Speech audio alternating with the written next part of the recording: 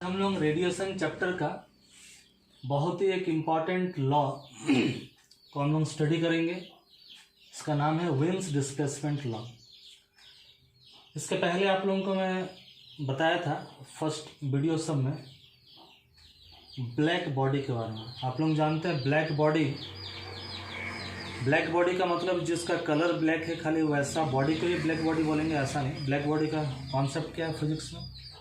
ऐसा बॉडी जो हर तरह का जो रेडिएशन है, चाहे कोई भी वेवलेंथ का रेडिएशन हो, सारा रेडिएशन को वो एब्जॉर्ब कर सकता है। इसका जो रिफ्लेक्शन होगा वो ज़ीरो होगा, इसका जो ट्रांसमिशन होगा वो ज़ीरो होगा। जैसे पहले सारे वीडियो में हम लोग देखे हैं, suppose some radiation incident on a plate of glass, some part of that incident radiation will be transmitted, some part will be reflected, and some part will be absorbed. That will depend upon its absorption, its reflection and its transmission power. But black body एक ऐसा body है जो body इस पे जो भी radiation incident कर रहा है, सारा रेडिएशन को ये अब्जॉर्ब करने की क्षमता रखता है। आप लोग जानते हैं नेचर का नियम, ये हर एक बॉडी थर्मल इक्विलिब्रियम में रहना चाहता है, हर एक बॉडी। तो सराउंडिंग के साथ उसका टेम्परेचर को समान करके वो रखना चाह रहा। तो ब्लैक बॉडी अगर सारा रेडिएशन अगर एब्जॉर्ब कर रहा, सारा थर्मल रेडिएशन को भी अगर एब्जॉर्ब कर रहा, और अगर वो थर्मल इक्विलिब्रियम में है, टेम्परेचर उसका बढ़ नहीं रहा, का मतलब क्या है? ना वो इमिट भी कर रहा, पहले वो एब्जॉर्ब कर रहा है, रिफ्लेक्ट और ट्रांसमिशन नहीं कर रहा, सारा रेडिएशन को एब्जॉर्ब कर रहा, और एब्जॉर्ब के बाद वो उसको इमिट भी कर रहा। तो हम लोग बोल सकते हैं ब्लैक बॉडी ऐसा बॉडी है जो सारे वेवलेंथ का रेडिएशन को इमिट कर सकते हैं। कोई भी बॉडी हम लोग जानते हैं एब्सोल्यूट जीरो टेम्परेचर से ऊपर का टेम्परेचर में कोई भी बॉडी है तो उसमें एब्जॉर्प्शन और इमिशन का प्रोसेस चलते ही रहता है। तो ब्लैक बॉडी को अगर हम लोग एक हीट सोर्स के साथ कनेक्ट कर दें, ये हीट सोर्स है, ये इसको हीट एनर्जी दे रहा, तो ब्लैक बॉडी सारा एनर्जी को एब्जॉर्ब कर सकता है और ये एमिट भी कर सकता है, इलेक्ट्रोमैग्नेटिक रेडिएशन इसमें एमिट भी कर रहा। तो पहले अगर हीट हम लोग ज़्यादा नहीं दें तो हम लोग एमिशन को देख नहीं पा रहे, लेकिन फिर भी उसमें कुछ ना कुछ एमिशन हो रहा। वो एमिशन हो सकता है इंफ्रारेड रेंज में वो एमिशन हो, क्योंकि हम लोग जानते हैं प्रकृति से हम लोग को जो आँख का जो क्षमता देखने का मिला है, हम लोग खाली विजिबल स्पेक्ट्रम को ही हम लोग देख सकते हैं, ये जो वायलेट, इंडिगो, ब्लू, ये सब कलर को ही हम लोग देख सकते हैं, लेकिन हम लोग इंफ्रारेड हो, अल्ट्रा वायलेट हो, एक्सरे, गामा, ये सब को हम लोग देख नहीं सकते। तो जब हीट हम लोग कम किए हैं तब भी ये कुछ रेडिएशन इमिट कर रहा होता, लेकिन हम लोग उसको देख नहीं पाते हैं।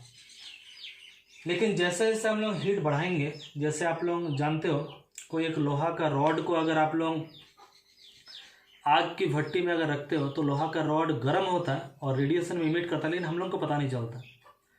लेकिन बहुत देर तक लोहा की भट्टी में अगर आयरन रॉड को अगर हम लोग रखते हैं तो उसका कलर चेंज होता है। आप लोग गौर किए होंगे तो पहले उसका कलर होता है रेड, और गर्म करेंगे तो वो ऑरेंज दिखने लगता है, और गर्म करेंगे तो येलो दिखने लगता है, और गर्म करेंगे ग्रीन दिखने लगता है, फिर ब्लू। ऐसा करके जैसे जैसे हम लोग उसको गर्म ज़्यादा करते जाएंगे उसका कलर भी चेंज होते जाएगा। ये बहुत एक इम्पॉर्टेंट एप्लीकेशन है विन्स डिस्प्लेसमेंट लॉ का। इसी तरह से हम लोग देख सकते हैं एक ब्लैक बॉडी में जैसे जैसे टेम्परेचर हम लोग बढ़ाएंगे, पहले वो रेड जो वेवलेंथ वाला जो रेडिएशन उसको इमिट करेगा, फिर ऑरेंज, फिर येलो, फिर ग्रीन, फिर ब्लू, फिर इंडिगो, इस ढंग से। लेकिन जब वो रेड रेडिएशन को, रेड कलर वाला रेडिएशन को इमिट कर रहा, तब क्या उसमें इंफ्रारेड नहीं है? क्या है? कुछ पार्ट इंफ्रारेड है। ऑरेंज नहीं है क्या? हो सकता है कुछ पार्ट ऑरेंज हो उसका, लेकिन उसका मैक्सिमम पार्ट जो होगा वो होगा रेड। मैक्सिमम जो हमको जो दिख रहा, मैक्सिमम इंटेंसिटी जो होगा वो होगा रेड। ये विन्स ने देखे।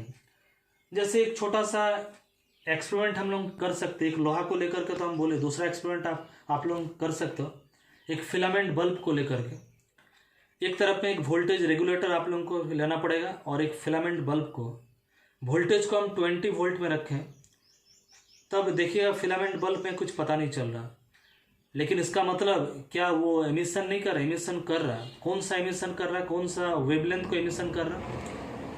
वो जो एमिशन अभी कर रहा है, क्योंकि करंट जा रहा, वोल्टेज है माने करंट जा रहा माने वो रजिस्टर के चलते उसका फिलामेंट एक तरह का रजिस्टर हीट तो पैदा हो रहा, रेडिएशन हो रहा, लेकिन वो होगा इंफ्रारेड रेडिएशन। क्योंकि आप लोग जानते हैं रेड का जो वेवलेंथ होगा वो होता है नियरली 700 नैनोमीटर, और वायलेट का जो होगा वो नियरली होता है 400 नैनोमीटर। इससे ज़्यादा वेवलेंथ अगर होगा तो उसको बोलते हैं अल्ट्रा वायलेट। इससे कम वेवलेंथ अगर होगा तो उसको बोलेंगे अल्ट्रा वायलेट, और इससे ज़्यादा वेवलेंथ अगर होगा तो उसको हम लोग बोलेंगे इंफ्रारेड। तो एक ग्राफ अगर हम लोग बनाते हैं, इस तरफ में धीरे धीरे वेवलेंथ बढ़ रहा, अगर हम लोग इस ढंग से ग्राफ अगर बनाएं तो ये देखिए, ये वाला हम लोग T1 टेम्परेचर में रखे हैं तो हमको रेड कलर मैक्सिमम दिख रहा, मैक्सिमम। लेकिन अगर हम टेम्परेचर को और थोड़ा कम करते, जब कम था तब हमारा ग्राफ इस ढंग से बनता है, माने वेवलेंथ का जो मैक्सिमम पार्ट आता है यहाँ पर आता है। तो इधर जो आ रहा वेवलेंथ तो बढ़ रहा, माने ये अगर रेड है तो इधर आता है इंफ्रारेड। तो इंफ्रारेड जब कम टेम्परेचर होगा, कम वोल्टेज होगा, इंफ्रारेड वाला है उसको हम लोग देख नहीं पा रहे। तो जब 20 वोल्ट आप दे रहे हो उस स्टेबलाइजर से या वोल्टेज जो रेगुलेटर से, तो आपको इंफ्रारेड रेडिएशन दिखता नहीं है, लेकिन फिर भी वो कुछ ना कुछ इमिट कर रहा है। लेकिन जैसे ही वोल्टेज आप बढ़ाओगे, 40 वोल्ट करोगे, तो वही फिलामेंट बल्ब को दिखेगा हल्का सा रेड दिखेगा, माने वो रेड इमिट कर रहा है। उस समय इंफ्रारेड नहीं है कि इंफ्रारेड भी है, लेकिन ज़्यादा हमको दिख रहा रेड।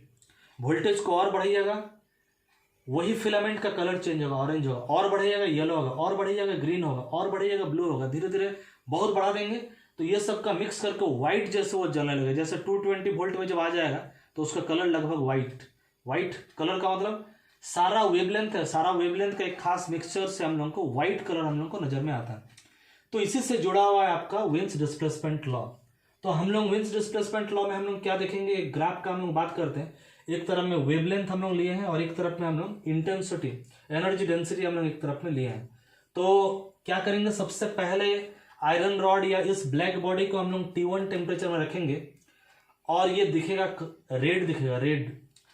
तो रेड दिखेगा माने इस वेवलेंथ पर ये जो maximum lambda max T1 temperature में लिखे हैं, ये लैम्डा मैक्स रेड कलर का है। इसका मतलब ये वेवलेंथ भी, ये ग्राफ में देखिए, ये ग्राफ पूरी तरह ढका हुआ है। मैक्सिमम तो रेड वाला, माने इसको इधर में ले जाइए, मैक्सिमम जो इंटेंसिटी है वो हमारा रेड का दिखेगा।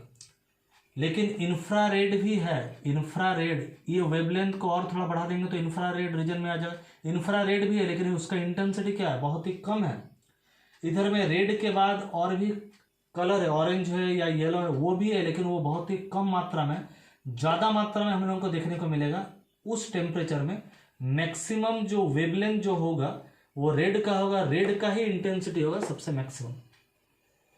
अब हम इसका टेम्परेचर को और थोड़ा सा बढ़ा देते हैं। टेम्परेचर को जैसे हम लोग थोड़ा बढ़ा देंगे, T2 टेम्परेचर लेते हैं थोड़ा सा, जैसे T4 का ज़्यादा है T3 से, T3 का ज़्यादा है T2 से, और T2 का ज़्यादा है T1 से। तो T2 टेम्परेचर हम लोग लेंगे तो T2 टेम्परेचर लेने से हम लोग को क्या दिखेगा ना, दिखेगा जो मैक्सिमम इसका कलर तो चेंज हो जाएगा, ऑरेंज हो जाएगा। माने मैक्सिमम जो इंटेंसिटी दिखेगा, इससे जो रेडिएशन आ रहा है उसका, उसमें जो मैक्सिमम इंटेंसिटी वाला जो रेडिएशन दिखेगा वो दिखेगा ऑरेंज वाला। और उसका ऑरेंज का तो वेवलेंथ थोड़ा छोटा है, यहाँ पर ऑरेंज का जो मैक्सिमम वेवलेंथ जो रेंज होगा लैम्डा मैक्स, वो T2 टेम्परेचर में थोड़ा सा हम लोग इधर लिखें। अब टेम्परेचर को और बढ़ाएं, और जब टेम्परेचर बढ़ेगा, टेम्परेचर बढ़ने से क्या होगा ना, हमको इसमें रेडिएशन और भी है लेकिन हमको दिखेगा कलर, जो दिखेगा मैक्सिमम इंटेंसिटी वाला कलर जो दिखेगा वो है येलो कलर। लेकिन येलो का वेवलेंथ तो इससे ऑरेंज से तो कम है, तो ये थोड़ा शिफ्ट कर गया इधर।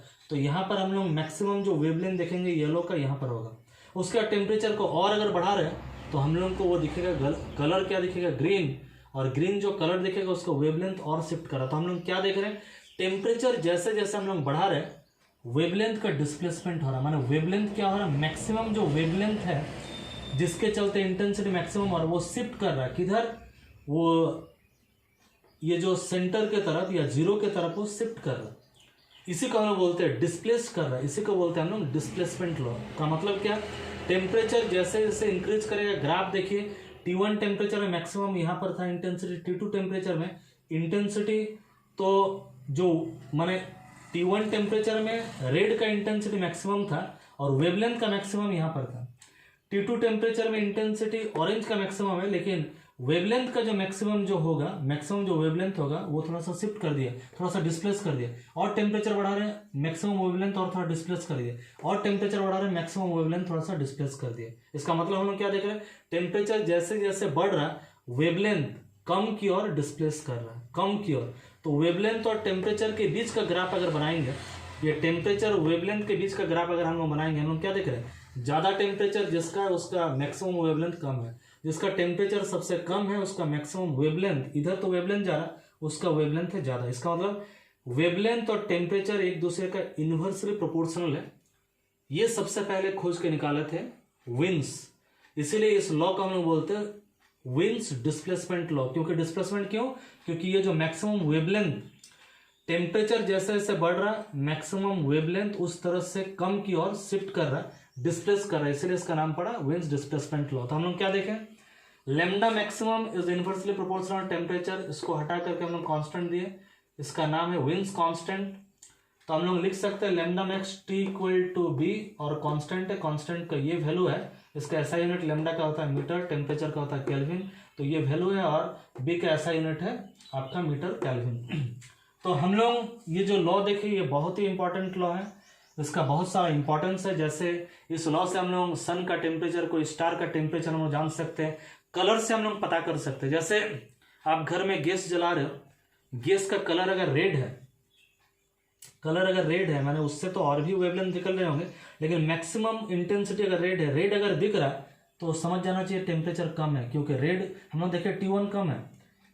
अगर वो ऑरेंज दिख रहा है, या तो येलो या तो ग्रीन दिख रहा है, या तो ब्लू दिख रहा है, ग्रीन के बाद आएगा आपका ब्लू, तो जैसे जैसे उसका कलर चेंज, आपका स्टोव का या गैस का कलर, फ्लेम का कलर अगर ब्लू हो रहा तो आपको समझ जाना चाहिए जो अभी ज़्यादा तापमान है। फ्लेम का कलर अगर रेड है तो समझ जाना चाहिए कम तापमान है। हम लोग देख करके, स्टार को भी देख करके, जो स्टार ब्लूइश कलर का है उस स्टार को हम लोग समझ सकते हैं उसमें न्यूक्लियर फ्यूजन रिएक्शन बहुत ज़्यादा हो रहा, बहुत ज़्यादा हीट एनर्जी को वो जनरेट कर रहा, बहुत ज़्यादा गर्म है। और जो स्टार का कलर रेड है वो उतना गर्म नहीं है, उसका टेम्परेचर थोड़ा सा कम होगा। हम लोग पृथ्वी में रह करके, पृथ्वी में बैठ करके सन का टेम्परेचर हम लोग चेक कर सकते हैं इस लॉ के अनुसार, क्योंकि इस लॉ में हम लोग देखें lambda max T equal to constant का वैल्यू हम लोग निकाल दिए। तो हम लोग को टेम्परेचर चेक करना है किसका, सन का। बी तो हम लोग को पता है, बी का वैल्यू इतना, टी हम लोग को नहीं पता, लेकिन सन से जो रेडिएशन आ रहा उसमें हम लोग देखेंगे एक मैक्सिमम इंटेंसिटी वाला जो रेडिएशन उसको अगर हम लोग जानते हैं, उसका वेवलेंथ अगर हम लोग जानते हैं, वो वेवलेंथ तो हम लोग आराम से स्पेक्ट्रोमीटर से हम लोग जान सकते हैं उसका वेवलेंथ, क्योंकि सन से जो कलर आ रहा है उसका मैक्सिमम इंटेंसिटी और वेवलेंथ को अगर हम लोग मेजर कर ले तो आराम से उसका ये जानते हैं, ये जानते हैं, तो इससे हमारा टी निकल सकता है। इससे हम लोग को पता चला लगभग सन का जो सरफेस का जो एवरेज टेम्परेचर 6000 केल्विन, हम लोग को ये लॉ से पता चल सकता है। तो इस लॉ का इंपॉर्टेंस क्या है, सन का टेम्परेचर, स्टार का टेम्परेचर, इस तरह का हेवनली बॉडी का टेम्परेचर हम लोग पता कर सकते हैं। लेकिन इस लॉ का कुछ कुछ लिमिटेशन भी है। क्या लिमिटेशन, ये एक जनरल सिद्धांत नहीं है। ये जो हम लोग सोच रहे हैं this lambda max T equal to constant, ये यूनिवर्सल लॉ नहीं है। ये विजिबल रेज में काम करेगा, अल्ट्रावायलेट रीजन में काम करेगा, लेकिन हर इलेक्ट्रोमैग्नेटिक स्पेक्ट्रम में हम लोग जैसा देखे radio waves, microwave, infra, ultra, X ray, gamma ray, सब वेवलेंथ रेंज में जो काम करेगा पूरा स्पेक्ट्रम के लिए काम करेगा, बात ऐसा नहीं है। विजिबल में ये काम करेगा, अल्ट्रावायलेट में काम करेगा, मतलब ये काम करेगा शॉर्टर वेवलेंथ में काम करेगा। अगर हम लोग देखेंगे इसको, इस लॉ को अप्लाई करेंगे अगर माइक्रो में, रेडियो में और बहुत ज़्यादा इंफ्रा में, तो जैसे वेवलेंथ बढ़ते जाएगा ये लॉ का इंपॉर्टेंस घटता जाएगा, ये काम नहीं करेगा। शॉर्टर वेवलेंथ में ये काम करेगा। और ये जो लॉ पूरा आधारित है वेव नेचर ऑफ रेडिएशन। हम लोग आगे का वीडियो में हम लोग पढ़ेंगे, खास करके प्लांक्स का रेडिएशन फार्मूला के बारे में पढ़ेंगे। जो रेडिएशन का डुअल नेचर होता है, ये लॉ जो आधारित है ये वेव नेचर के ऊपर में आधारित है, बोल करके इसका एक लिमिटेशन है। क्या लिमिटेशन है, जब ब्लैक बॉडी रेडिएशन का एक एक्सपेरिमेंटल ग्राफ बनाया गया, खास करके ल्यूमर के द्वारा जब बनाया गया, ये एक एक्सपेरिमेंटल कर्व है, एक तरफ में हम लोग वेवलेंथ लिए और एक तरफ में एनर्जी डेंसिटी हम लोग लिए, तो वो एक तरह का इंटेंसिटी है। तो एक तरफ में वेवलेंथ लिए, एक तरफ में एनर्जी डेंसिटी हम लोग लिए, तो कर्व एक्सपेरिमेंटल जो कर्व बना, ये जो डार्क लाइन है ये एक्सपेरिमेंटल कर्व हमारा बना। कर्व देखिए ऐसा करके जा रहा, फिर ऐसा करके ऊपर उठ रहा। लेकिन अगर विंस डिस्प्लेसमेंट लॉ के आधार पर देख रहे कर्व ऐसा ही बन रहा है, ऐसे ही कर्व बन, माने विंस डिस्प्लेसमेंट लॉ के आधार पर देख रहे कर्व ये ऐसे ही बन रहा है, यहां पर आकर के खत्म हो जाए। हम लोग पिछला वीडियो सब में देखें रायलेह जीन्स लॉ का जो कर्व जो बनेगा वो बनेगा ऐसा। तो रायलेह जीन्स लॉ जो काम करेगा वो काम करेगा क्या, ये जो देखिए वेवलेंथ बढ़ रहा, माने लॉन्गर वेवलेंथ, ज्यादा वेवलेंथ अगर होगा तब काम करेगा रायलेह जीन्स लॉ, और वेवलेंथ अगर कम हो, ये जो कम से लेकर के यहाँ तक, अगर वेवलेंथ शॉर्टर इस वेवलेंथ रेंज में काम करेगा विंस डिस्प्लेसमेंट लॉ, और वेवलेंथ अगर इससे थोड़ा ज्यादा हो जाएगा वहां काम करेगा आपका क्या, रायलेह जीन्स लॉ। तो इसलिए हम बोले ये एक जनरल लॉ नहीं है, पूरा ब्लैक बॉडी स्पेक्ट्रम जो भी रेडिएशन यहाँ से निकल रहा है हर रेडिएशन के लिए ये वाला फॉर्मूला ट्रू होगा, बात ऐसा नहीं है। क्योंकि एक्सपेरिमेंटल ग्राफ्स हम लोग देखें तो हम लोग बोल सकते हैं Wien's displacement law this is a special case of, हम लोग बाद में बात करेंगे, प्लांक्स रेडिएशन फॉर्मूला या Planck's law. Rayleigh Jeans law is also special case of Planck's law. तो हम लोग बोल सकते हैं रायलेह जीन्स लॉ है या विंस डिस्प्लेसमेंट लॉ है, ये सब स्पेशल लॉ है। प्लांक्स का लॉ का एक स्पेशल पार्ट है ये लो विंस और रायलेह, चूंकि ये दोनों लॉ वेव नेचर के ऊपर में आधारित है, लेकिन प्लांक्स ने एक नया कॉन्सेप्ट लाया, पार्टिकल नेचर ऑफ रेडिएशन का कॉन्सेप्ट ला करके ये जो कर्व क्लासिकल मैकेनिक्स के आधार पर एक्सपेरिमेंटल कर्व को व्याख्या करना संभव नहीं है। क्लासिकल मैकेनिक्स जो रेडिएशन को वेव मानते हैं उसके आधार पर इस कर्व को हम लोग व्याख्या नहीं कर सकते। बाद में प्लांक्स ने particle theory of light, particle theory of radiation के आधार पर ये कर्व का एग्जैक्टली एकदम सटीक व्याख्या किया, और उसी प्लांक्स का जो रेडिएशन फॉर्मूला है उससे हम लोग इजिली डिराइव कर सकते हैं विंस डिस्प्लेसमेंट लॉ, और प्लांक्स का रेडिएशन फॉर्मूला से भी हम लोग डिराइव कर सकते हैं रायलेह जीन्स लॉ। तो आगे का वीडियो में हम लोग बात करेंगे प्लांक्स रेडिएशन फॉर्मूला के बारे में। तो आज के लिए इतना ही।